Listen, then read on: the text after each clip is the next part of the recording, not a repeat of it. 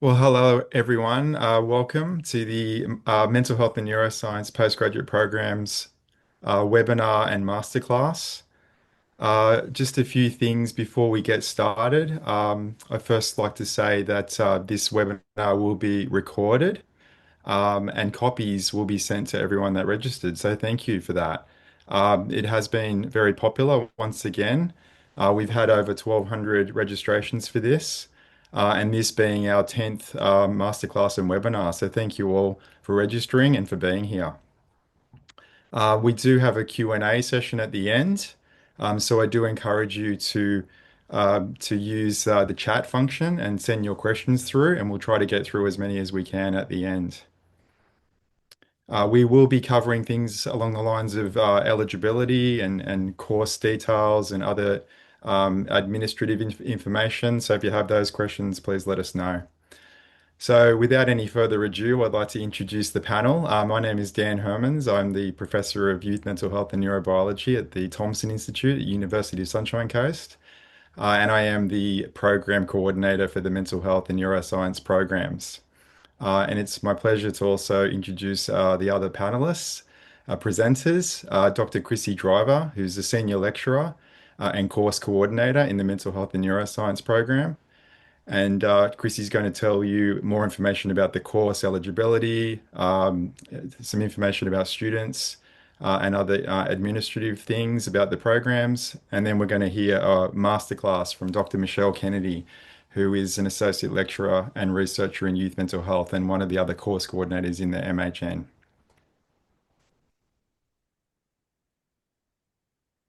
At this point, on behalf of the team at the Thompson Institute and the University of Sunshine Coast, I would like to acknowledge country. We pay our respects to the traditional custodians of the lands in which we all live, work, and study. And on behalf of the team, I pay my respects to the elders, past, present, and emerging. I guess I've already touched on the overview of what we're going to go through today, but once again, I'm going to kick things off with a little bit of an introduction around the Thompson Institute at UniSC. Then I'll hand over to Chrissy Driver, who will give you an overview of the programs. As I said before, talking about admission requirements and student stories and how to apply. And then we're going to hear a masterclass from Michelle Kennedy titled The Balancing Act, Perfectionism and Anxiousness, and very much focusing on neurodivergence. So just quickly, the Thompson Institute is a mental health and neuroscience research center. We started around 8 or more years ago now, and we cover things across these four major areas: research, of course, clinical programs, obviously also education and training and advocacy. In terms of the focus for many of our research programs and platforms, some of these themes, these are the key themes that we do address: youth mental health, healthy brain aging, post-traumatic stress disorder, suicide prevention, neurobiology of mental health, and a whole range of things in those areas. A couple of years ago, we also opened up another building. It's actually the National PTSD Research Center, and very much focused on, PTSD and advancing neuroscience and psychotherapies in that area. It is a first of its kind in Australia in terms of that integration of neuroscience and the latest clinical treatments. And we hope, and already are demonstrating some crucial insights and establishing crucial insights into PTSD and traumatic stress. And of course, one of the other themes across the Institute is traumatic stress across the lifespan. So over to Chrissy, who's now going to give you an overview of the programs. Chrissy. Thanks, Dan, and thank you everybody for being here. So I'm going to give you a quick overview of the MHN programs and courses, and I will try to be as quick as I can because I know you're all very keen to hear from Michelle. So we've got three programs across our mental health and neuroscience suite. Next slide, Dan. We have the graduate certificate, the graduate diploma, and the master's, which works a little bit differently, and I'll explain that soon. So, if you're wondering which one might suit you best, please do stick around. I'm going to go through the differences and share what our graduates have actually been doing with their qualifications, because that's something we do get asked a lot of the time. So, I'll go through each of these courses and let you know the differences. But first, we're just going to have a quick watch of a video where Dan is actually going to give us a bit of an overview of our program. So, next slide, Dan. I'm the program coordinator for the Mental Health and Neuroscience postgraduate programs. And these courses all cover topics that are addressing some of the most pressing issues in mental health. And they also very much reflect what we do at the Thompson Institute. We have topics that range from youth mental health to suicide prevention to healthy brain aging to lifestyle factors and mental health. Well, as a postgraduate program, many of our students have their own careers and aspirations, and I believe that they come to our program because they want to advance their career. Whether it is backgrounds in leadership or education or policy making or social work, certainly what we know is that mental health knowledge and learning is really important for any career path that involves people. We go to great lengths to design many of our assessments to be variations of what researchers might do. So we would get students to write articles for a given journal. By allowing our students to do assessments in this regard, they learn about skills like writing a research article or delivering a research argument or a topic in the field of mental health and neuroscience with a science communication lens to it. And therefore, those skills are very transferable across a whole range of areas. The mental health and neuroscience postgraduate programs are fully online. This is the only online postgraduate program that covers mental health and neuroscience being offered in Australia currently. There's one other program that is only face-to-face. And to my knowledge, there's only one other program like this in the world. So I think the whole format is innovative, and we certainly know that it is a success because of the uptake across the country. Thanks, Dan. Next slide. So, as you've just heard from Dan, we do have students that come from all sorts of professional backgrounds. So, teachers, health professionals, PR managers, and many more. And some of those are listed on the screen. But that diversity really shows us how relevant mental health is across so many careers today.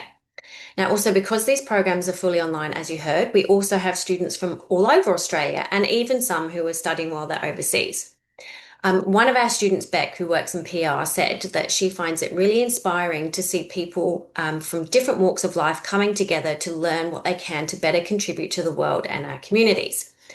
So I'm going to give you a quick overview of all three programs, all of which, as I said, are asynchronous and fully online. So in the graduate certificate, we start with the major mental health disorders across the lifespan and the neuroscience behind them. So things like trauma, neurodiversity, mood disorders, eating disorders, substance use, PTSD, and dementia. We also look at current and emerging treatment approaches for all these different things. Next, we dive into youth mental health, exploring issues like cyberbullying, suicidality, and social connectedness, and how these experiences can then also impact the adolescent brain.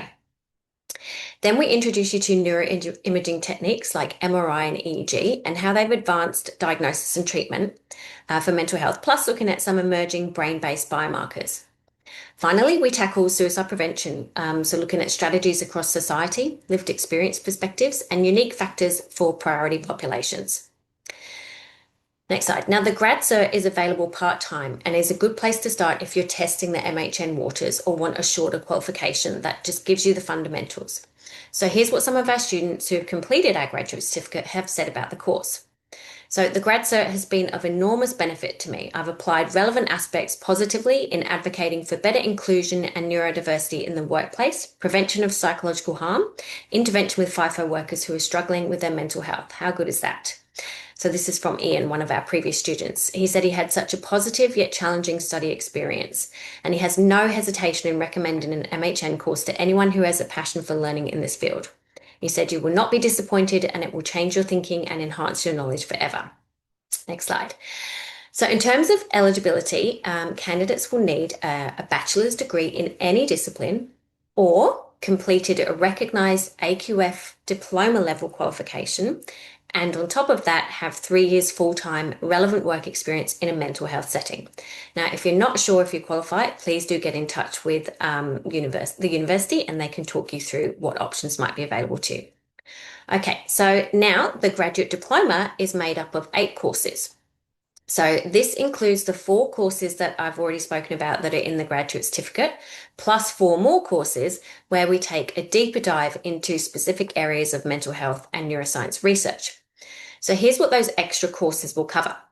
So we have healthy brain aging, where you'll explore the neuroscience behind healthy aging, mild cognitive impairment, and dementia, including risk factors, but also current and emerging treatments. Then we have neurocognition and mental health, and this looks at how different cognitive functions are affected across disorders, and also the neurobiology behind treatments for these cognitive impairments. Then we have stress-related disorders, where we unpack the neurobiology of stress and trauma and review evidence for current and novel treatment approaches for conditions like PTSD. Then we have lifestyle factors for mental health, and this course focuses on how lifestyle is really shaping prevention and treatment at the moment. Obviously, we also look at the neurobiology underlying these factors and the benefits of these multimodal domain approaches rather than standalone approaches. So as you can see, the graduate diploma really kind of takes you to this next level, giving you deeper knowledge on key topics and plenty of opportunities to apply what you're learning in your own professional context. So let's have a look at what our students say about the graduate diploma. And we're going to hear from one particular student called Marissa, who was one of our graduates. My name is Marissa Price, and I'm a secondary school teacher at an all-boys college where I teach psychology, legal studies, and English. Working in secondary education, I can see daily how crucial neuroscience is for understanding behaviour, cognition, and emotional well-being. The grad dip offered me the chance to build foundational knowledge, and it quickly began transforming how I engaged in my teaching role. The units on youth mental health and biology, stress-related disorders, and understanding and preventing suicide were not only fascinating, but also gave me practical strategies for supporting struggling teenagers. What I've enjoyed most about the MHM program is how interdisciplinary and applied it is. It's not just theoretical, it's learning that's relevant and transformative. I particularly appreciated how the content helped me connect contemporary scientific research with human experience in meaningful ways. Okay, so for many of our students, the graduate diploma is really about becoming more specialized in their current profession. Sorry, next slide, Dan. So allowing students to become more specialized in their current profession. My name is Marissa. Sorry about that. We always have a little bit of trouble with that slide. Yes, so the graduate diploma is, about being more specialized in a current profession, so adding to that area of knowledge, but also gaining deeper mental health and neuroscience knowledge to better understand clients' needs that they're working with. Others who've done our graduate diploma take it as kind of part of a career change to follow their passion, or simply just for personal growth and learning and understanding. We've also had students use the graduate diploma as a stepping stone into medicine, and some complete it to really strengthen their CVs and resumes to apply for senior roles, or to move into more mental health and wellbeing positions that are currently within their organisations. There's lots of options with your knowledge here. Also, with so many workplaces now prioritising mental health and wellbeing, having this knowledge is a real advantage. It's helping organisations prepare for the future with having these diverse skills within their workforce. Thanks, Dan. So to enrol in the graduate diploma or apply for the graduate diploma, you will need an undergraduate degree in a relevant discipline. And I'm going to list a few here, but this list is totally not exhaustive. So again, if you're not sure, you can always check with admissions. So this could be something like science, medical science, nursing, psychology, health science, pharmacy, counselling, occupational therapy, paramedicine, speech pathology, social work, etc., etc. So yes, that list is not exhaustive, but for the graduate diploma, we are looking for an undergraduate degree in a more relevant discipline as opposed to the slight difference you saw in the graduate certificate. If you don't have a relevant undergraduate, then maybe the graduate certificate might be a good place to start. Okay, now on to the master's program. So this includes all of the graduate diploma courses that we've just talked about, but it also finishes with a research project. So first of all, in this master's, you'll complete a research principles course, which introduces you to the different research areas. Then there's a supervised component, which involves a comprehensive literature review of a chosen topic. And then it finishes with an empirical thesis that makes an original contribution to the field. So generally, our master students work with existing data sets that are often part of a larger research programs that have already been running. So your project will potentially build on ongoing research that's already in progress. So if that sounds like something you want to do and you meet the eligibility criteria, then there is the opportunity to apply direct for the masters. But if you're more interested in just the content as opposed to the research part at this point, then the graduate diploma or graduate certificate might be a really good place to start, or it might be a better fit for you. Again, if you're unsure, you can start with one of those, so the grad cert or the grad dip, and then think about whether you would want to do the masters later on. Because these programs are nested, it's designed to work that way.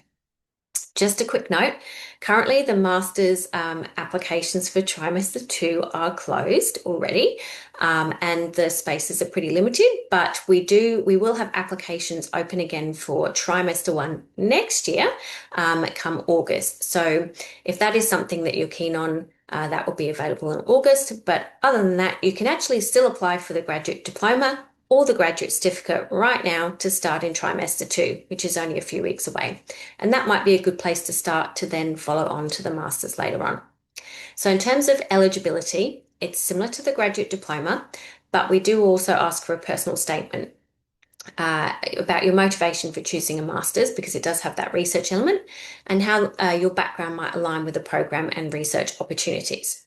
So let's just hear a little bit more from Marissa, who was actually one of our first master's graduates. In mid-2024, UniSC launched the master's program, just in time for me to scrap my planned semester off and dive deeper into adolescence and cognition. And honestly, understanding how adolescent brains work is pretty invaluable when you're deciding how to teach them.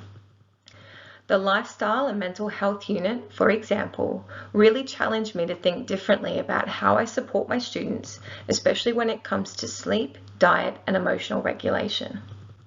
The knowledge I've gained has had a direct impact on my work. I'm more confident interpreting research, explaining complex mental health concepts to both colleagues and students, and in teaching my own psychology classes more effectively. Statistics has never been my strong suit, but thanks to the patience of the MHN staff, I now provide far richer learning experiences for my own students. I feel equipped to lead interdisciplinary projects grounded in neuroscience and mental health through projects that produce measurable outcomes, not just anecdotal insights. Awesome, thank you. Now, we do know that postgraduate study can be expensive, so there's some great news for those of you considering the graduate certificate or graduate diploma. Sorry, next slide, Dan. So the graduate certificate and the graduate diploma both currently have Commonwealth supported places, which means they're offered at a significantly reduced cost. The master's program currently isn't part of this scheme, so that is full price. And I guess that is something to keep in mind at the moment when deciding which option might work best for you. So next, we'll quickly cover some common questions that we often get from prospective students, and then I will be handing over to Michelle. So just going to share some advice from my current and past students. One of the most frequent questions we have is, how much time do I need to study each week? So our programs do follow the USC's usual trimester date, so you'll have about 12 weeks worth of content. Because it's fully online, you can choose when and how you study, but if you like structure, you can follow along week by week with guidance from your course coordinator. But if you prefer flexibility, you can also work at your own pace, because the entire course content is available from day one, so you can plan your assessments straight away. The only key requirement is that you submit your assessments by the due dates, and they're all within the trimester. But as a guide, the university recommends about 10 hours per week per course. Now, this isn't just, looking at your screen watching videos. Our modules are designed to take a couple of hours each. And if you choose to do the optional activities that we provide as extra, then that will obviously add more time. And beyond that, it's up to you how much time you spend on self-study and working towards your assessments. So most of our students work part-time and some do work full-time. As many work full time, sorry. So many choose to actually study part time. And we find that they say this is a better balance for them and does enable that deeper engagement with the content. But we do also have students who do manage a full time load, but it really depends on what works best for you and what other things you're balancing in your life. So, advice from Lisa and Riven, who both did the grad cert part time and both work full time. So they recommended using planners and to compartmentalize by blocking out time each week and to focus on study. So just simple time management. Next slide. So, what's online study really like? We often get asked that question. If you haven't done it before, it can feel a little bit different at first, but most students do adjust quickly, and all of our courses are designed to look the same. So, they do become very, very familiar very quickly. But in terms of our online study, there are no lectures or tutorials to attend. It's a lot more flexible, and it means you're not sitting watching a 2 hour lecture either. But it does mean that you need to be proactive and manage your time. So instead of these traditional lectures, our content is packaged into beautiful interactive modules that you can work through at your own pace. After the webinar, you're actually going to get a sample module so you can get an idea of what our modules look like.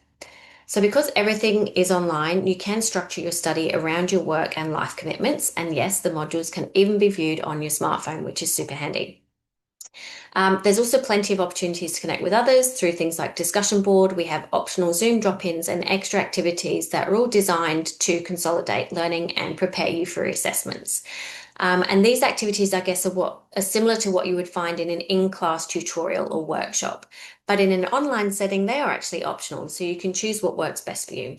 Remember, the only non-negotiable is completing and submitting your assessments on time. So, feedback from Riven, the course was really informative, engaging, and empowering, and you could be autonomous or collaborative. The online format is easy to navigate, and everything had been thought of, but staff were also very receptive and responsive to make improvements. Okay, next slide. We also often get asked, but how much neuroscience is in the course? And the answer is lots. So, neuroscience, as I'm sure you're all aware, and you're all here because you're keen on neuroscience, it's a rapidly growing field and it's become quite popular lately, thanks to some high profile podcasters as well. So, it is a really exciting time to be learning about the brain. Now, we don't expect you to finish the program knowing everything about the brain, but we do cover neurobiology, imaging techniques, and much more. Now, some courses lean more heavily into the neuroscience, like the imaging course. Others, it's a little less, but overall, it is definitely a true blend of mental health and neuroscience. But that's what makes this program super unique in Australia. It's not mental health with a sprinkle of neuroscience, it's definitely a balanced mix of both. Now, most students do find the neuroscience content challenging at first. It is like learning a new language, but it becomes more manageable as you progress, and you'll start to see reoccurring themes across the courses.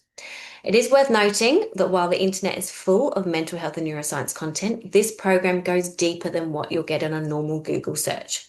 Through our assessments, we encourage you to develop strong science communication skills, like Dan said in the video, and to be a healthy skeptic. Now, this means digging into the literature, considering all sides of the evidence, and evaluating findings in the context of your own professional or personal experience. We really do encourage you to link it back to what you're doing and your understanding in your own context. Now, we use a variety of assessment styles to test your knowledge and give you opportunities to demonstrate science communication across lots of different contexts and audiences. So, some more quick feedback from our graduates.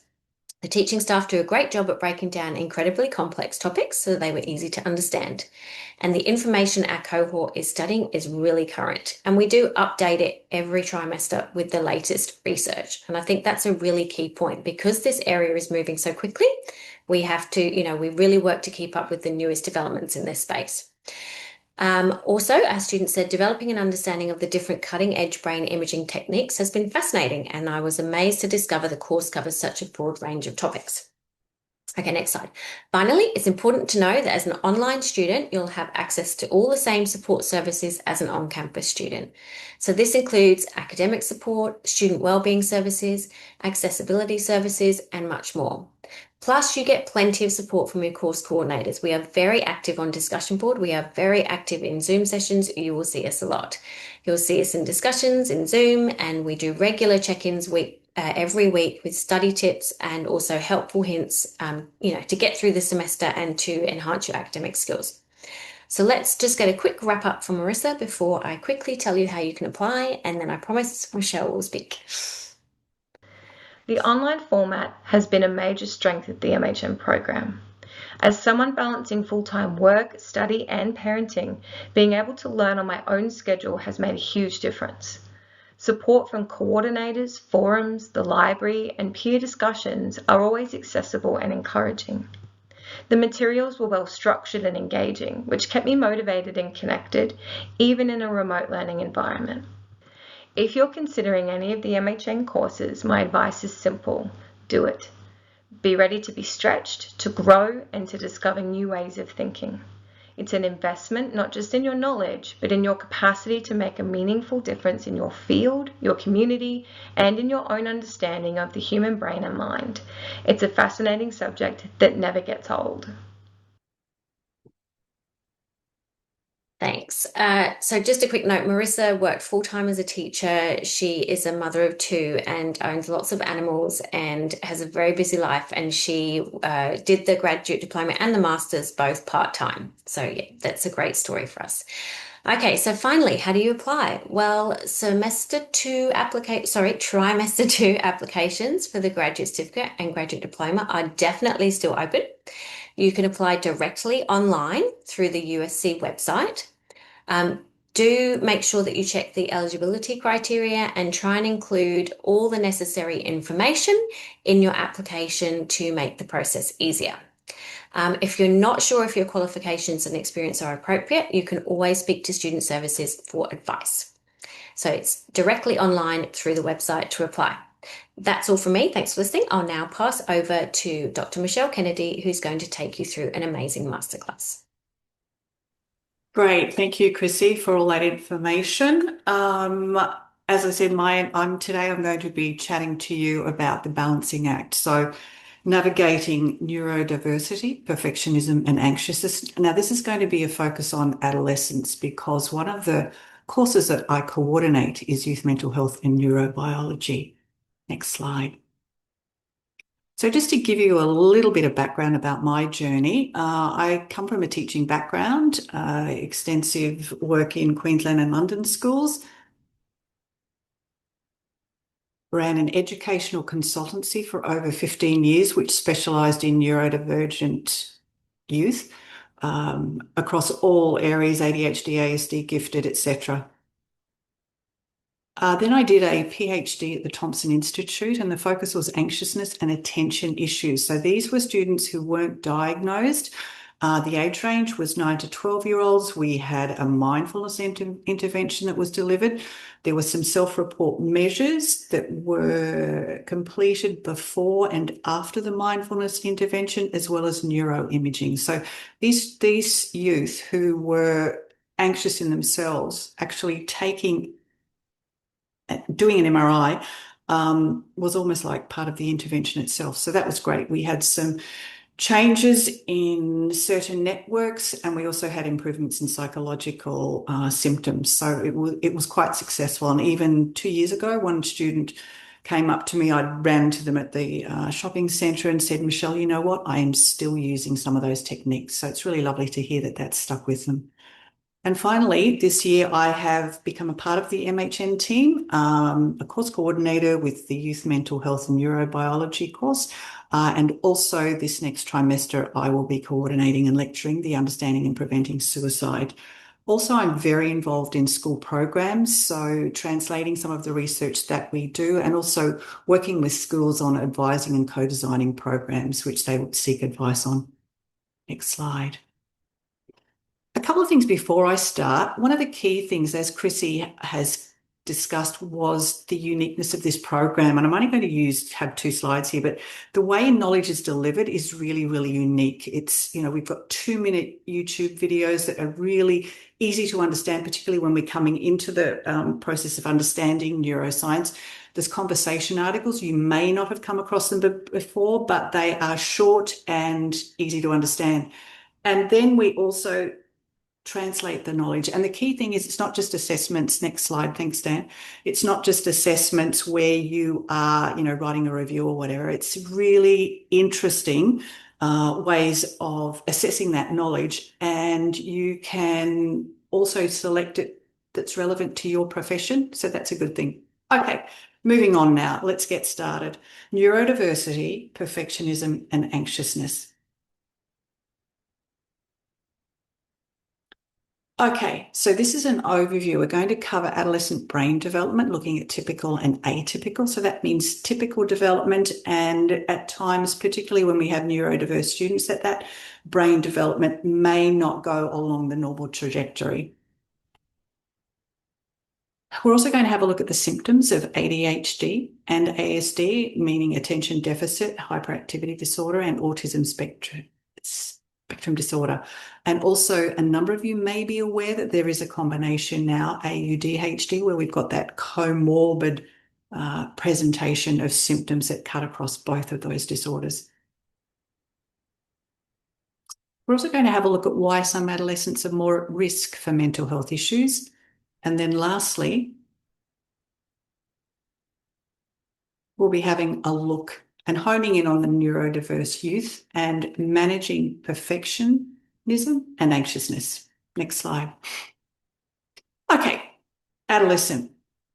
There are a number of definitions for what age range, but generally what we're looking at is the ages of 10 to 24 years, which align with biological and social patterns of adolescent growth. During this time, the social brain is developing. They have interest in novelty seeking, seeking rewards, exploring questions about themselves and how these relate to their peers. And also their peers do become their focus. They're moving from that attachment to parents to finding those peers are very important. Next slide. Okay, just to have a look at this brain development, this is one of the changes that is occurring. If you have a look here at this diagram, you can see there's a red line going through the middle. You'll see there's a side-on view, which is the top line of the brain, and then a top view. So they're looking, oops, back we go. The bottom images are looking from the top down, and what you see is on the left-hand side, you'll see the number 5. So that's the age of 5 years. And as we move through the ages, you can see the colours are changing. So the red, yellow colours, they're parts of the brain that are less fully mature. And as we progress through the ages and up to the age 20, you can see more blue and purple. So these are the parts of the brain that are more fully matured. So overall, we get a reduction in grey matter volume with that increasing age. So we've got this posterior, which means from the back to the front development of regions, and also meaning that there's grey matter reduction as we get into adolescence. So that occurs again in the posterior, which is the back regions or subcortical regions first, moving to the frontal regions last. Next slide, please. Okay, so we know that adolescence follows a bottom-up sequence, okay? We spoke about that on the previous slide where we're talking from the bottom through to the frontal parts of the brain. It's also shaped by genes, obviously, so there's a hereditary element, but also a big interplay is with the environment. Now, we have rapid and dynamic changes during this period of adolescence. We have this what we refer to as synaptic pruning. So that means we're pruning the neurons and the connections. So those that aren't being utilized anymore are being pruned off because during childhood, we're building up all of those connections. So also what occurs in adolescence is that myelination. So what's happening is we're enhancing and strengthening those connections that we are retaining during adolescence. And also, as I mentioned earlier, we are sculpting individuality. So the social brain is developing. Adolescents are becoming more social and they're becoming more independent. They're starting that journey into adulthood. And you generally find you get that heightened response to social rewards. So they're seeking recognition by their peers and also being affected by the judgment of their peers. Next slide, please. Okay, we've got a picture here. As I've said, we have a situation where peers become the forefront, what they aim to be influenced by, whether that be in a positive way or other. But we have the prefrontal cortex. So that's the front of the brain, which you can see there, and acts as like the CEO of the brain. It's implicated in planning, complex cognitive behavior, personality expression, decision making. That is the area that is still developing. So sometimes when we find that our adolescents are, not making decisions that we would think would be appropriate. And I know I've done this before. What on earth have you been doing? And it's just simply a matter that decision-making part of the brain is still developing. And also, too, what we have is that limbic system. So down the bottom there, this is deep within the brain. So these areas, the amygdala, the hippocampus, the thalamus, and the hypothalamus, they are all stronger in their development. So sometimes it's been referred to as a bit of an imbalance in the system. So sometimes you might find overreaction to certain things and more sensitivity, particularly with females compared to males. Sometimes there are gender differences. So that gives you a little bit of the background of what is happening during adolescence. It's a very vulnerable time, but also an exciting time. Next slide, please. Now, one of the key things, because we're on this trajectory with brain development, we want to try and support it in the best way possible. But also, too, what happens during this time, it can be impacted. And things that can impact this journey is our neurological conditions, learning and or mental health disorders. So with these neurological conditions or mental health disorders, there are delays in development of certain regions and connections between these regions. And we also know with mental health issues, this can negatively impact this brain development as well. Also, too, traumatic experiences, these have a greater impact on brain development if they occur earlier in life. But the key thing is we know that we can rewire brains in response to abuse and or neglect in the past. And this is a term that you will have come across, or you may be new to this, and that's called neuroplasticity. The brain is plastic, which means if we can impact it early enough, we can actually see changes. Next slide, please. Okay, so supporting brain development through lifestyle factors. This is a thing that adolescents and all of us actually at any stage in life can actually implement and take control of. So healthy brain development does support well-being and it does support mental health. And we have to always remember that during childhood and adolescence, there are pressure points, and generally these pressure points that affect brain development are generally those transition times, like transitioning into primary school, transitioning into high school, and then transitioning from high school to either university or jobs, etc. Key things that we know and that have been proven in all of our research in our youth mental health team are the importance of managing stress, connections, making sure we have a regular sleep pattern, making sure we keep moving. Our food choices really do and can impact our moods. And also making sure we're having new experiences. All of these things help support brain development through that period of adolescence. Next slide. Okay, onto the neurodiverse student. Now, the neurodiverse student is one whose brain functions, processes, or learns in unique and valuable ways, and they offer different perspectives and strengths that can enrich communication, connection, and learning when supported in inclusive environments. Next slide. Now, one thing I want to point out, there are misconceptions around neurodivergent youth. There have been studies and continue to show that there's a lot of stigma around those with ADHD and ASD. Those are the two disorders that I'm going to be focusing on today. There are many others, but these are the two that we're focusing on in this session. Often too, their behaviour is seen as naughty or out of control. But we know that these disorders have neurobiological underpinnings. And also too, these students often are perceived as not trying hard enough, when in actual fact, they are working way harder than any of us. They reach what we refer to as cognitive load very, very quickly. Their working memory, their processing, they reach capacity a lot earlier than your neurotypical student. And one of the key things is masking, which results in their trying to be perfect all the time. And that adds to that load that they are already carrying. Thanks. Next slide. Okay, attention deficit disorder, hyperactivity disorder. Sorry, that's a mouthful, wasn't it? We know that there are neurobiological underpinnings. We know that there's reduced prefrontal cortex grey matter volume. We also know that there are white matter differences, so we see more of that during adolescence. And there's also dysregulation of pathways in the prefrontal cortex and also the subcortical connections. We also know that it's a highly heterogeneous disorder. And what I mean by that, and you're going to hear this word a lot, is that it presents differently for all individuals. So it is not a matter of, okay, we're going to use this intervention for this child or this one. We have to be very focused on knowing that presentations are different. It is recognised there are 3 subtypes. There are inattentive, there are hyperactive and impulsive, and there's a combination of those. And often they're comorbid with anxiety and autism disorders. Next slide.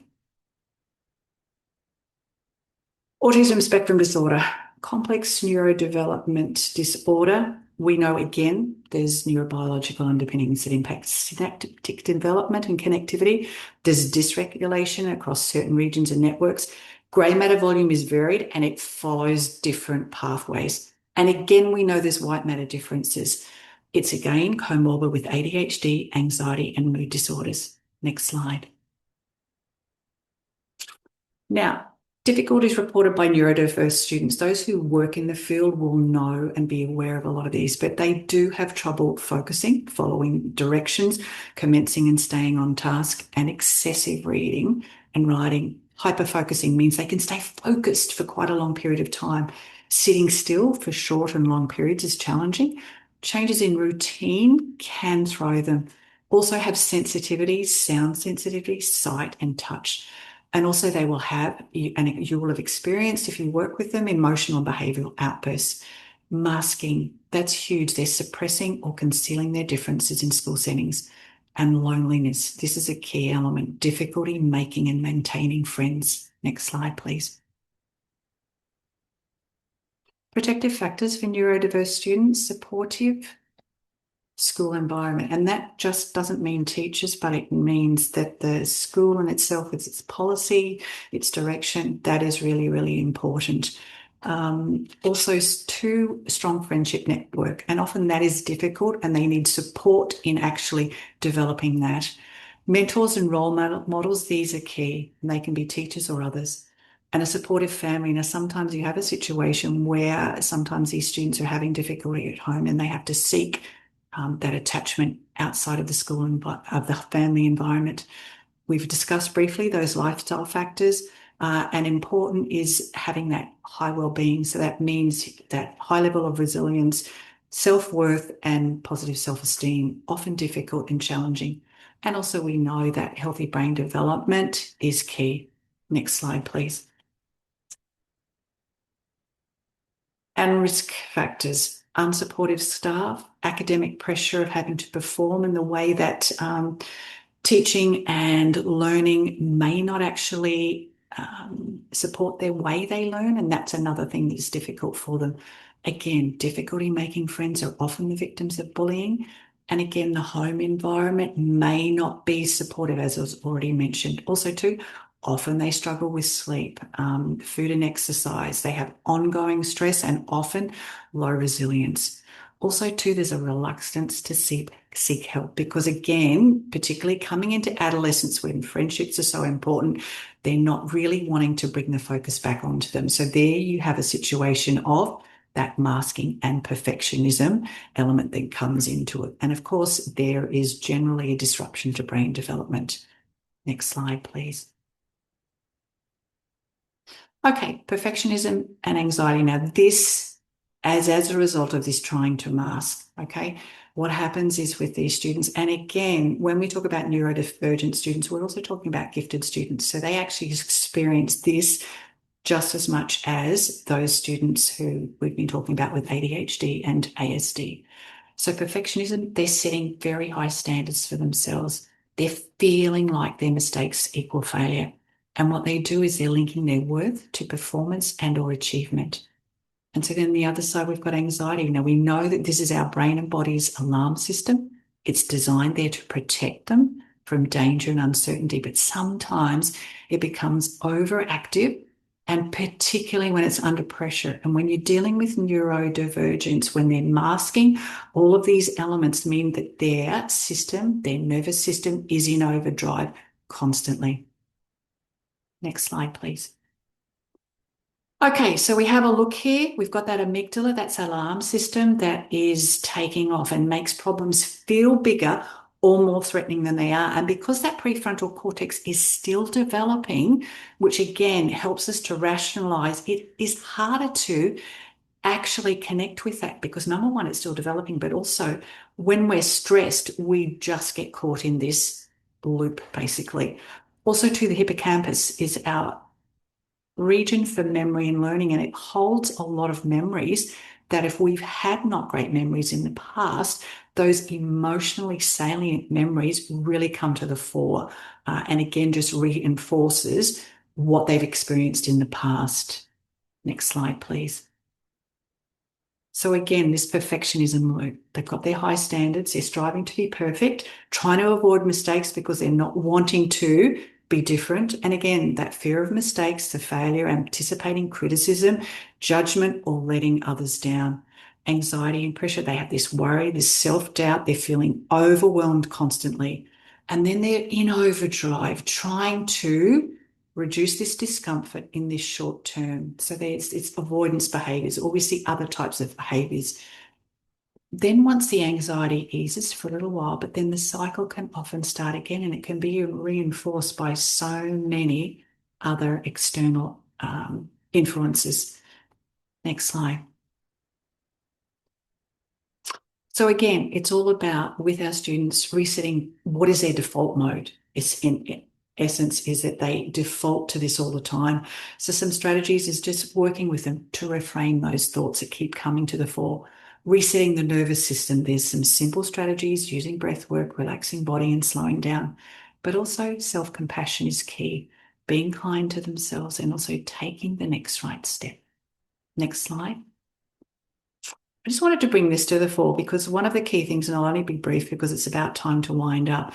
Some of you may be aware who work in this, a lot of students with mild autism or mild developmental delays and now being not supported by the NDS, and they're going to have to be supported in schools. And so what's happened is this is posing problems for those who work with these children who are already overstressed, teachers specifically.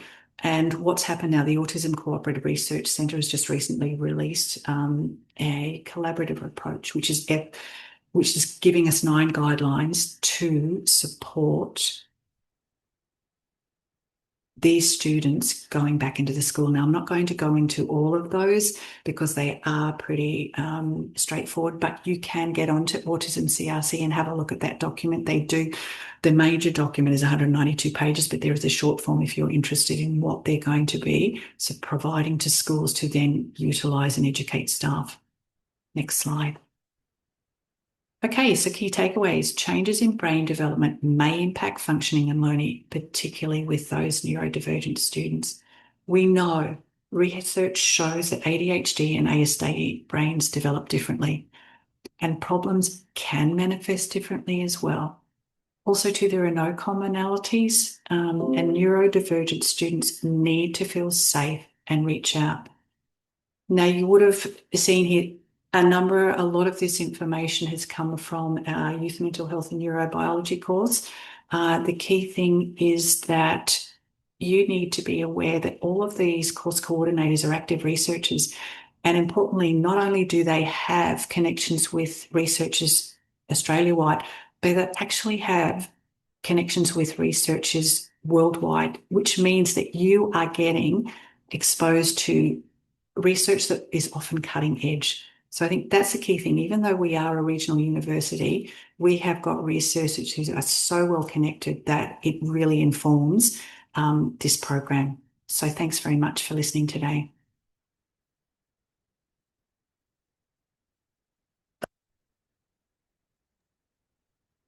Thank you, Michelle. That was wonderful. Thanks so much. Michelle, while you catch your breath, have a glass of water. Chrissy and I will perhaps go through some of the administrative questions. But Michelle, when you are ready, there are a number of questions that have come through for you. So thank you all who have posted the questions. Hoping that we can get through all of them right now. So straight off, Chrissy, can you start this one? There's a question about success rates. What are the success rates for our graduates? Thanks for the tricky one, Dan. Um, so this is a tricky one to answer because, as I've mentioned, a lot of our students are already working in, their current professions.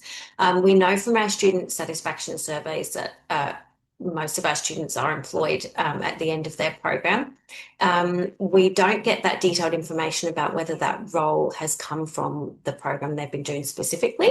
But I can tell you from, I guess, anecdotal evidence from other students that have gone through the program, because we do reach out to them and try and get some feedback on what they're doing with their new knowledge and what they're doing with their qualification.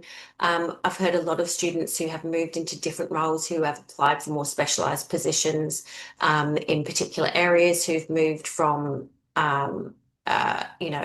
a general sort of workplace area to more of a wellbeing focused area. We've had students go into, clinical master's programs afterwards, and their qualification has helped them get into that. As I said, we've had students go into medicine as well.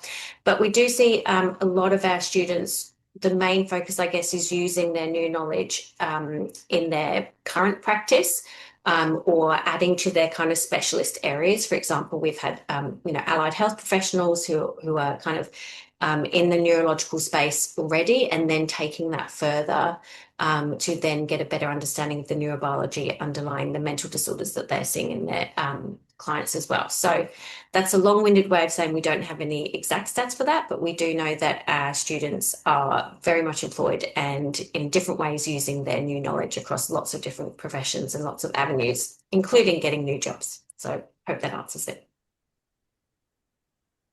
Thanks, Chrissy. Yeah, and I'm pleased to say we've had around about 145, I think, thereabouts, conferrals. That is, people who have completed and been awarded with their graduate certificate, graduate diploma, or Master of Mental Health and Neuroscience. And we're only around about 6.5 years old, so it's great. We have around 300 students per year. And as we collect more data, we'll be hoping to give you more information about our graduate outcomes. So thanks for that. The other question was about accreditation. We haven't got accreditation at this point, but we will be actively seeking that. So if anyone has any feedback about what areas they'd be interested in terms of getting accreditation, as a relatively new program, I mean, I think we're quite established now. But one of our major next goals is to seek accreditation with different colleges, for example, and professions and subdisciplines. So Michelle, if you're ready, we've got some of the questions that were directed to you and your masterclass. Thank you again for presenting that. I'll kick things off. Here was a question about whether, I mean, this is perhaps more about the content. But do we look at neurodiversity across the lifespan? So you did, of course, have the opening statement about how you were going to focus on youth, on adolescents and children. But what are any comments about neurodiversity across the lifespan? So I suppose because I am coordinating youth mental health and neuroscience course as well as the suicidality, that is just a focus on neurodivergence in that age group. But I do think, that is an area that can be explored later. But at this stage, it's just focused in youth. But I know in other courses which are being developed, there's that to me, I think is an important part because in the journey of supporting students who are neurodiverse, often when you speak, because I work with families, they'll all of a sudden find out, hey, I think dad's got these symptoms as well. Then he goes to be checked out and yeah, he's neurodiverse as well. So I'm sure that can be added into something in later on, but at this stage, that's all I'm aware of. It's in youth mental health. If anyone else can add anything, they might have more knowledge. Yep, I can confirm that we do have opportunity to cover, different sorry, words have just fallen out of my head. In our course, Mental the Neuroscience Translational Research, we cover lots of mental health conditions across the lifespan, including things like ASD and ADHD, and we don't keep that focused on young people. So there is definitely an opportunity to expand that knowledge and understanding across the lifespan, and to choose topics that are related to neurodevelopmental disorders in older adults as well as young people. As Michelle said, her focus is young people, so she's well on top of that. But yes, we definitely have scope, and there is content across the lifespan in terms of neurodevelopmental disorders. So yes, it's hard to keep a track of what's across all the courses, so it's all good. Thanks, Chrissy. Another one for you, Michelle. You touched on this topic. I'll read the question out. When children experience trauma, such as being exposed to domestic violence, do their brains develop quicker? So, for example, do children, due to children having to take on parental roles such as caring for younger siblings or caring for parents who use drugs, substances. Any comments on that? I have some as well, but I'll get you to start that off. Yeah, I will just start that off briefly. I'm not sure if we say they develop quicker. We have what we refer to as, maladaptive behaviors do develop, and also it does impact negatively brain development. But it is a situation where if they get the right supports, we can change that direct trajectory. Dan, if you've got anything else to add on to that. Yeah, I touched on this in one of our other masterclasses actually. So have a look on YouTube and check that out. And also, I do cover this in one of the modules I wrote around early life stress, childhood trauma, and maltreatment. I guess the idea or the assumption is more about, I mean, whether it's about a brain developing or growing faster or quicker, I'm not sure about that, but definitely a lot of research, well, and there needs to be a lot more, but some research showing that the brain adapts to early life stress and trauma. Yeah. So I would point you to the work of Martin Teicher, I believe you pronounce the surname, Teicher,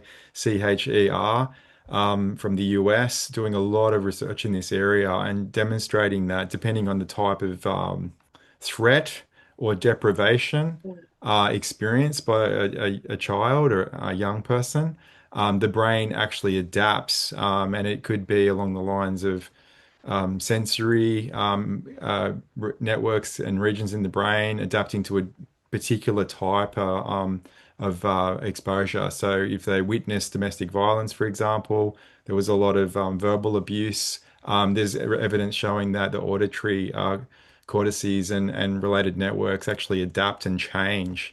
But yeah, very interesting space in terms of more and more research coming out, and we do touch on that in the mental health and neuroscience program.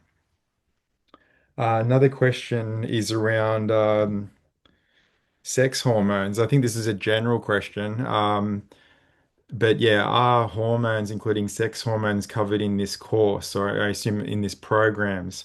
On the brain's development throughout our life course, and in particular, the transition to menopause. Chrissy or Okay, because Michelle? Yeah, I'm I can actually just answer. reading another question here I found the perfectionism anxiety cycle interesting, and they're also talking about hormones. Now, again, I'm Mm. working in the space of youth mental health, but of interest, and it will transfer to the different stages, perimenopause, postmenopause, where hormones do play quite an important part. And there is research out there. Interestingly, one of our students in the course, just in this past trimester, one of her one of her papers that, sorry, she wrote was about symptoms of ADHD are heightened during certain phases of the cycle. So in the first stage, because you've got that balance of estrogen and progesterone changing, and you've got the different phases, the luteal cycle, and words have lost at the moment, that as that rises and falls during that cycle, that those symptoms can actually increase and intensify. So you have a situation that, they may not be able to cope with certain things as well outside of those cycles. So that, yes, definitely hormones do play a part, definitely during adolescence. So I'll answer that first part, which was about do we discuss that type of thing in the course? So hormones affect brain development and the way the brain functions. So it's definitely an aspect that is included in our content. And there's obviously biological differences as well, different hormones. It can do different things. And I guess the point being that when we're looking at mental health from a precision psychiatry perspective, we are looking at what are those different biomarkers? What are the different areas that we can look at that help inform how we can better understand an individual in terms of their diagnosis and their treatment? And so there's a lot of research coming out now, and we do look at some of that research in terms of how we're using things like biomarkers, including hormones, including brain imaging, including other blood biomarkers to help us better understand the full experience of a mental health disorder, and also to help us better understand how we can kind of approach treatment for different individuals.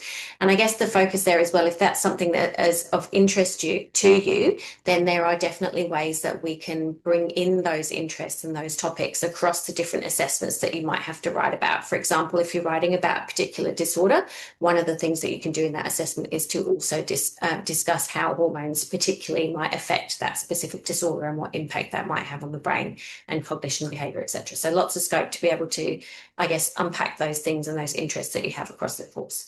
I did notice down in the previous question about graduates, it was about finding careers in research after finishing any of the programs. And I missed the point about research. And I can say that we have had several of our MHN students go on to do research projects, whether that's in our master's program, but also PhD programs across Australia as well. So they are definitely using their neuroscience qualifications to get into PhDs and masters at our Thompson Institute as well. So definitely a great stepping stone to research. Great. Thank Thank you, you for that, Chrissy. Chrissy. And I think the key, sorry, Dan, just pointing on to that all of this that you learn if you start the course is when you look at a behavior, you actually will have the knowledge to look behind that behavior rather than what is the symptom that is actually presenting, which is the hormones or the, brain development, et cetera, et cetera. Thank you both. This is a fascinating question. So it's as follows. Is there any connection between narcissistic personality disorder or narcissistic traits and adolescent brain development that appears to have stopped or been impeded from maturing into adult brain, assuming that traumatic experiences are ruled out? Maybe I'll Interesting. Yeah, I was going to uh say, Dan, I I think that might certainly be something you might be able to take. yeah, I certainly am not aware of any research that's looked at that. But I think it's a fascinating question. And I guess what I Mm, would say is that these are the sorts of questions that we encourage our students to explore. A lot of our assessments intersection pieces. So in this case, there's an intersection around narcissistic personality disorder, perhaps as manifested or it appears in adulthood, and how that may be impacted by adolescent brain development. So there are many opportunities throughout our program, because we have more long form pieces, not very long, sometimes tailored to particular journals, research oriented, sometimes professional oriented, but opportunities are very much around, and we encourage intersectionality where you address questions like this. And I'd be fascinated to see projects that look at something like that. Just another comment while perhaps we look through other questions. There have been some comments as well about the use of terminology, around use of the terminologies relating to disorder, and also around neurodivergence, neurodiversity to be neurodiverse. We are very aware of these issues. We also are very much aware of the importance of lived experience, co-production, co-design, including in our own programs. And we are actively working on that at the Thompson Institute. We have our own lived experience team, and we work with other groups in this area. And we are always looking at ways to improve this. I guess what we do also do is focus on a terminology around disorder. And in some of our modules, we also address classification systems. And this is a very important and an interest of a topic and an interest of mine. And we challenge our students to address the issues around these classification systems and what this terminology means. So I think the people who have provided comments and questions around that, and is something that is a constantly evolving process. Thank you. Uh, There's been some other questions about qualifications and so on. Perhaps we can look at those and try to follow up, or if you can get in touch with us, more specific questions about the qualifications you have and your eligibility. So I do encourage you to follow up with us about that. Here's another question coming through now. What happens when a teenager begins to show up behaviors that show like learned helplessness due to not getting recognition or support for their neurodivergent needs in an education setting? How does one heal or change this going forward? Michelle? It's interesting because, as you know, we're all active researchers, and a research project that I recently supervised was about the transition to high school. And what came about was so we looked at term three after students had transitioned to high school, and parents were also involved. And one of the things that parents were expressing was a concern about their students not being supported. And it's for a number of reasons, the staff capacity, the staff not being trained appropriately, etc. And what has happened with a number of parents is they have actually chosen to homeschool their children or to use online learning. So these are options that some students are utilising. And then there are reports also that some schools have been great. You know, they've had teachers and learning support staff that are really well educated, and they've got spaces where these students do feel safe. So there is a variety, and this is in Queensland, of ways that this is being dealt with. You may not know the answer for this question, Michelle, but I'll ask it anyway in terms of the precise stats. But this is the question. What are the rates of suicidality in AUDHD in under 12s? And how does this compare to neurotypical kids in that age group?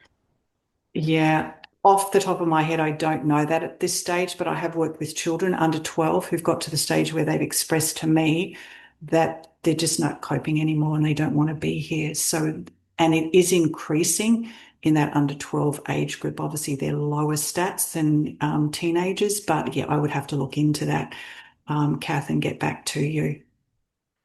Another one for you, Michelle. What are your current research questions regarding neurodiversity correlated with anxiety, correlating anxiety and perfectionism? I guess, that intersection of anxiety and perfectionism, what might be you looking at next? Um, I think that next stage is okay, how do we support these students? And for me, it's a focus on education of teachers and working out how they can connect in a more favourable way. That's my key thing because often these kids are misunderstood, these students. And so it's taking to that next level to go, okay, how can we support teachers who are already time poor or counsellors or whomever to then use that as an avenue? This is more about eligibility and actually no, it's more about how the MHN programs can help one's career. So I'll read it out and I'll probably start answering this one. So the question is, I have a nursing background and now in counseling. I work with PTSD and complex PTSD and would love to work more deeper in this level. How can this help me in this field? So I guess I would say really it's the neuroscience aspect of what we cover in the mental health and neuroscience programs. Chrissy mentioned that before. There is a lot of neuroscience in our content. As program coordinator, it's my role to curate content, ensure that there is neuroscience throughout all of our courses. and especially including those around PTSD and stress-related disorders or traumatic stress across the lifespan. So straight away, I would say that in the context of being a nurse and counselor who are seeing people with PTSD, including complex PTSD, that through our programs, you would have more neuroscience literacy, perhaps more mental health literacy as well, and the skills to interpret, the research literature in these areas. So that would be my first answer in that regard. There's a similar, yeah, Chrissy. Yeah, I was just going to say on the back of that, I think it's really important to also think critically about the literature. Like we will give you the information that's current. We will talk to you about the research that's emerging. We'll talk to you about, new and current novel treatment approaches. And, there's a lot of work happening in the novel treatments for PTSD at the moment.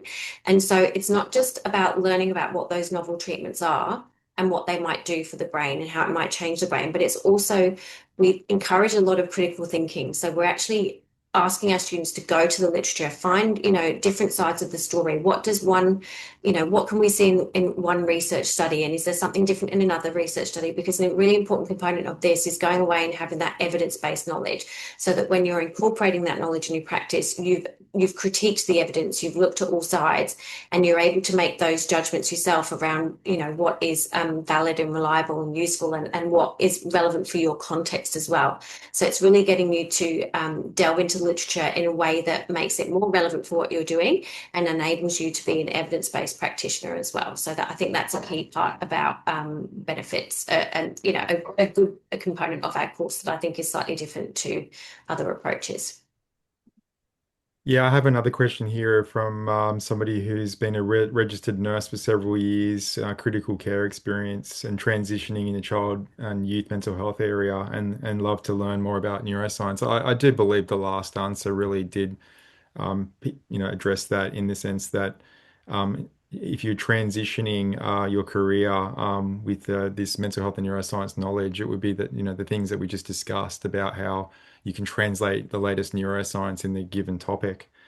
There's another specific question about somebody having a graduate diploma in dementia care and whether they'd be eligible for a diploma for the MHN, the diploma in MHN. I would say straight off that the graduate certificate, yes, and if we would also be looking at 3 to 4, 5 years experience in mental health, vocational experience. So you could get straight into the diploma with that qualification and background. But I have also now realized the time. We have gone over, and it's always a pleasure actually to continue the discussion and to deal with and respond to your questions and inquiries. And but all good things come to an end, and I guess I should wrap this up. So. Thank you all for being here. Thank you all for your wonderful questions. The answers are not always obvious and clear, and I guess that what I'm saying here is that that's what we are striving for in the mental health and neuroscience program is for you to look at very complex questions in the mental health and neuroscience space, and through these programs we help you address these. It's postgraduate level, of course, and it's really about, for many people, as alluded to in these questions, a transition in one's career or a pathway into research. So we're giving you all these skills, we believe, as a strong foundation to better address these complex questions and issues in mental health and neuroscience, as we as active researchers are constantly doing and pursuing. So thank you all again. I just want to acknowledge and thank the team. Thanks, Chrissy, for your once again wonderful presentation around the programs and eligibility and student outcomes. Thank you very much to Michelle for a fantastic masterclass. And I'm sure that everyone very much appreciate all your insights around that today. And finally, thanks to the team in the background at Thompson Institute and University of Sunshine Coast, Trish, Kylie, and Sophie. Thank you for all the support while we've been fielding these questions. And at this point, I wish you a wonderful rest of your day and thank you for your interest. Goodbye. Thanks.